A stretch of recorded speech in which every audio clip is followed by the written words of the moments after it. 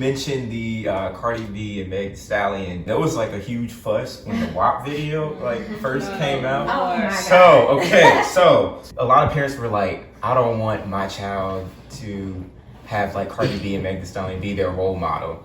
Do you agree with that? Why not? I just think that you have to understand, they're not being a role model, they're being who they really are. Right. They're as artists. And I'm thinking about bills, and I'm thinking about this, and I'm like, Lord, how this gonna work? How this gonna work? And I'm looking at the money, you know what I'm saying? Just be honest, be real. Yeah. I'm like, Lord, how much special this dollar? I think as people were learning more lately about trauma and mental health, and I think that, our parents probably didn't really understand the impact that had on us. And I think it's funny because the generation, I feel like my generation now, we're starting to get it. We're starting to kind of see that a whole lot of the methods were not really as effective. I feel like it's too much leniency with this generation and from us Amen to this. Definitely.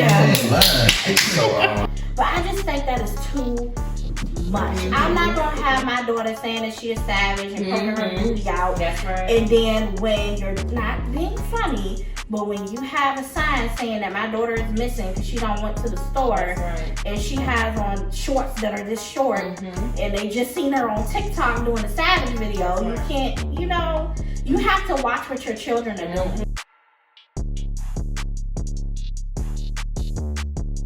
Just like even, not only just from them, when we were coming up, we had 50 Cent and Nelly and Chingy and all those, early on, they were just doing them. They're pursuing their passion. I don't feel like they were being a role model. I just felt like they were just doing them. It's very important that we teach our kids to not look to us, stuff like that. We be the role models, surround them by good, godly examples. But, it just, it is what it is. They're doing them. They're not going to stop doing them. That's what they do. Right. That's what they chose to do for passion. That's what they love. So we have to understand, as parents, we have to be the role models. We have to be, we have to really just be the people that our children need. Yeah. That's good. I heard a quote one time. It says that be that person that would somebody had needed.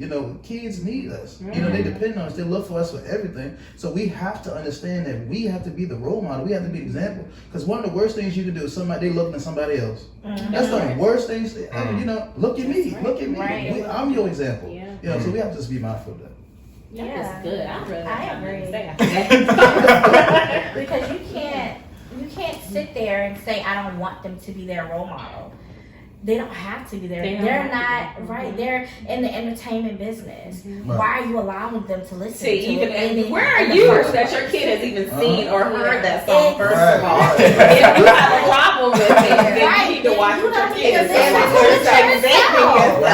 So it's like it's crazy. You can't say I don't want them to be an example. They're not made. If Cardi B doesn't mind her little baby girl listening to that song, then that's her business. Our job as parents is to protect our kids from what we allow them to see and watch or do. So we can't look to Megan Thee Stallion, Cardi B, or any other artist to be role models. As Quintel said, we have to be their role models ourselves. So we have to watch and protect their ear gates and their eye gates from what they're seeing. And number one, for us, it's always God first. I wish my daughter would a Megan or a Cardi B Stallion or whatever they call it.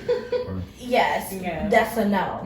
So we are the examples. That's right. Not anybody in social media or any type of entertainment. We are the examples. We set the tone in our household, not social media or anything else. What is one thing that you're teaching your children that maybe your parents haven't shown or taught you? Keep God first. That's definitely one thing. And also always, understand the importance of His ways. Because I realized when I met my wife, I was raised all wrong. And, I see how my wife do things, because I was allowed to see a lot of things that I shouldn't have seen as a child. And my wife, she should, she really have shown me that, kids need to remain kids. When I was a kid, I was seeing, just being honest, just seeing a lot of things I shouldn't need to see.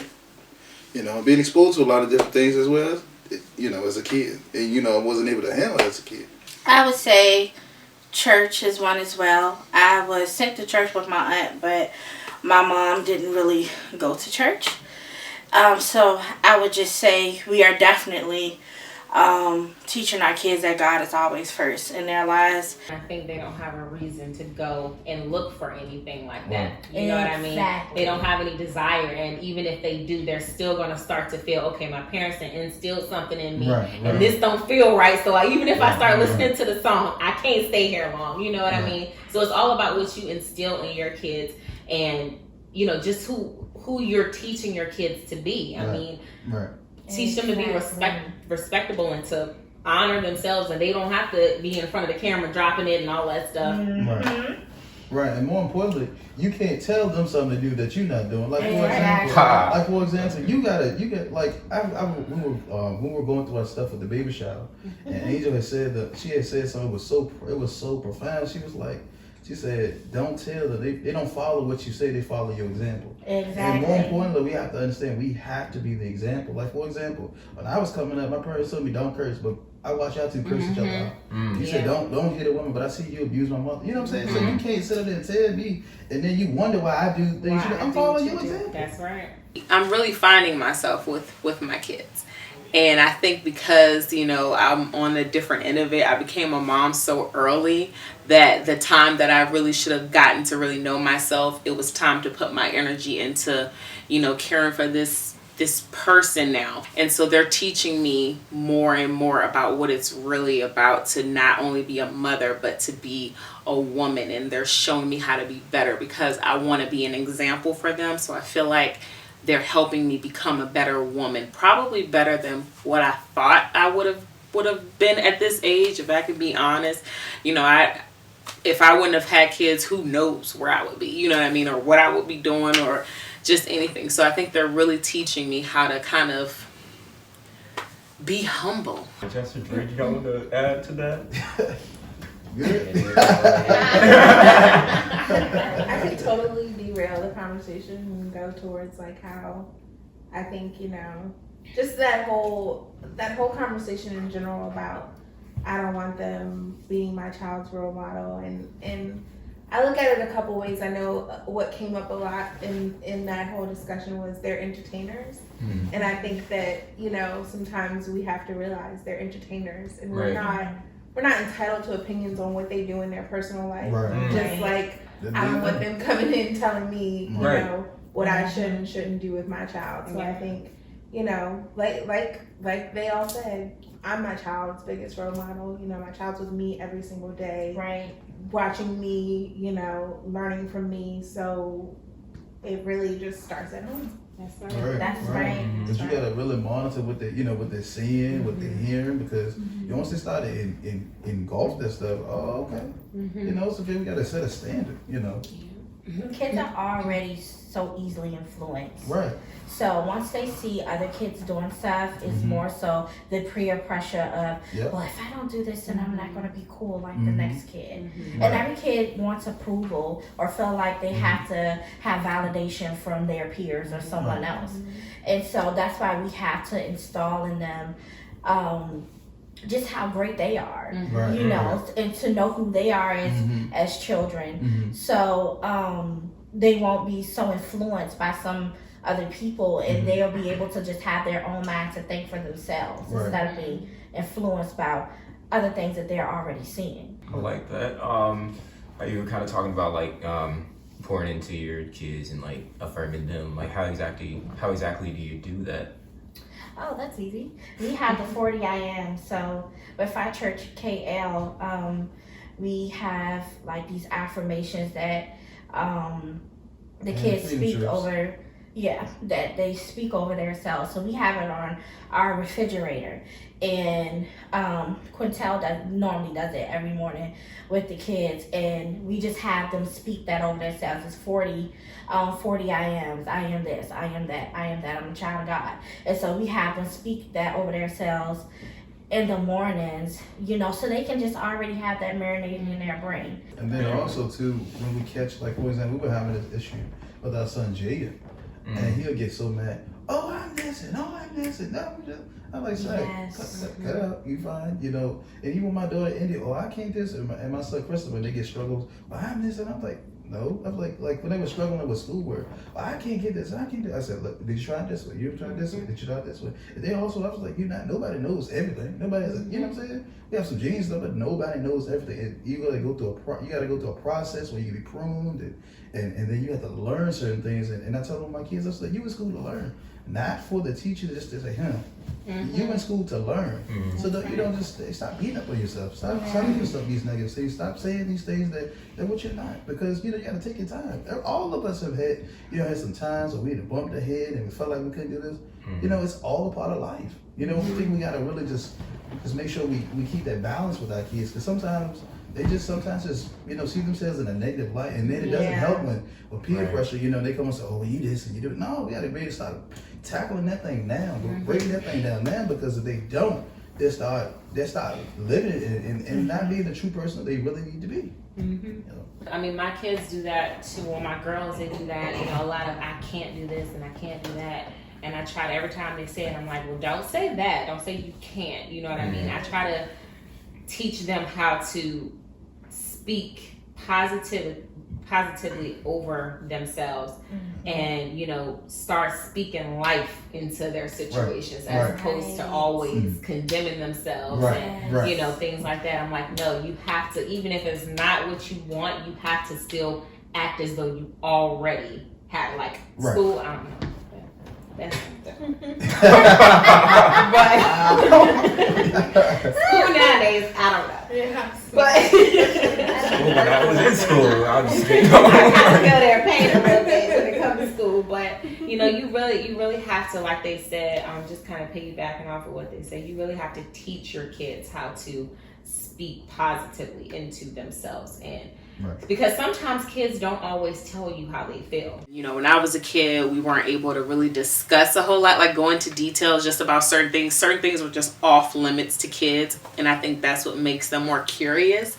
And they get their information another way. And so I like to be the first one to tell my children information as opposed to them hearing it from somebody else. So I'm definitely trying to make sure that I keep the lines of communication open and letting my kids know that, if you ask me a question, I'm going to tell you the truth, age appropriately, but you're still going to get the truth from your mother. Not even sometimes. A lot of times they don't tell you how they feel. So you have to, as a parent, just start instilling in them. Even when they don't come to you and tell you what's really on their mind, they will start to, okay, well, you know what? I keep on saying I can't, but let me try it this way. They'll start to do it themselves because it's going to become a point where we're not going to be able to stand over top of our kids and pour that positivity into them and say, when they wake up, say, oh, this and that. So you have to teach them how to do it for themselves too, and teach them how to, like I said, speak life into their situation so that when they become an adult, anytime, because they think they got issues now. Wait till they get grown.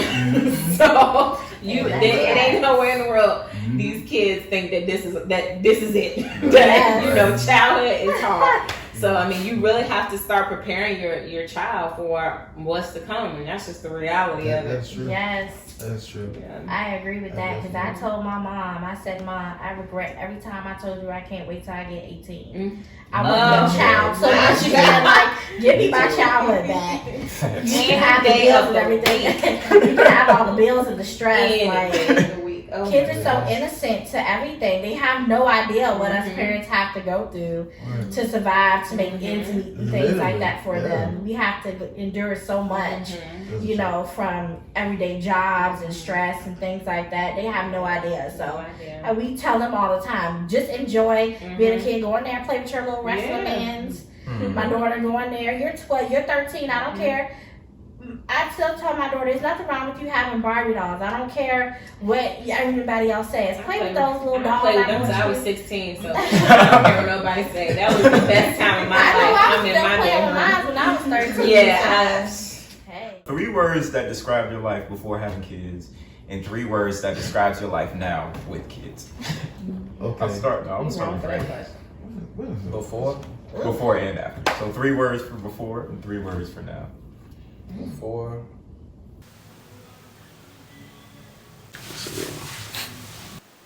That's a great question. That's a really good question. That's a tough one. It's like I can say it, but I can think it, but I can't really say it. I can say after it's more experience.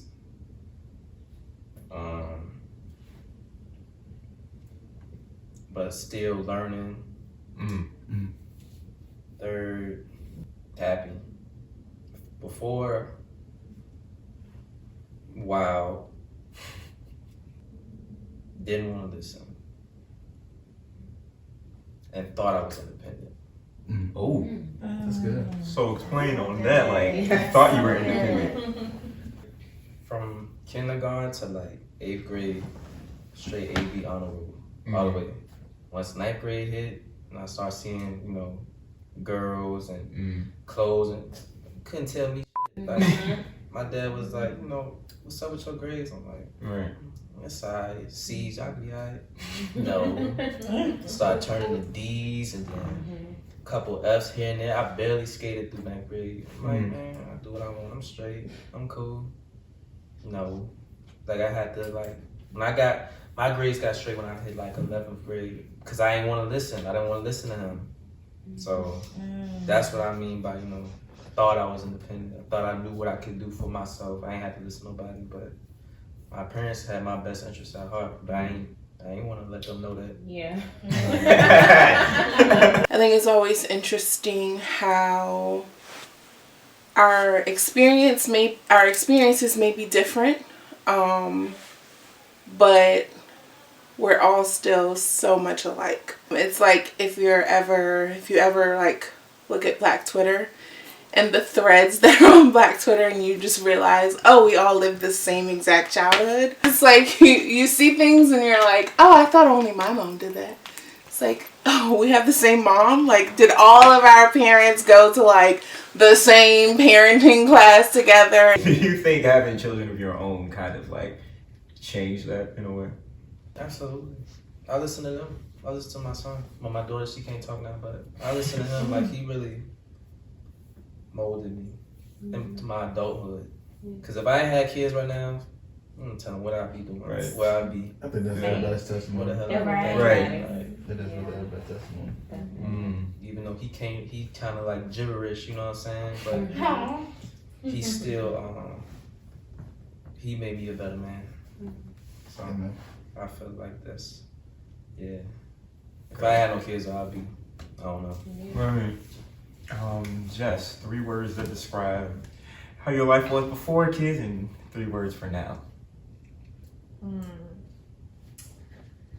I would say 3 words before, maybe carefree, but a little directionless. And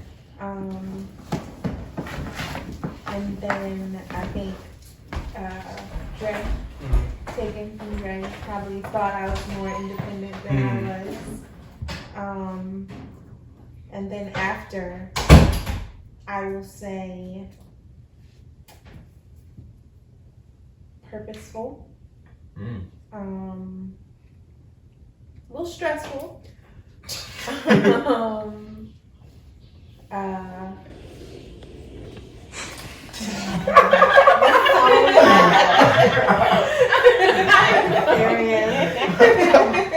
So let's do your 3 words now that describes your life now with a child. Purposeful, stressful,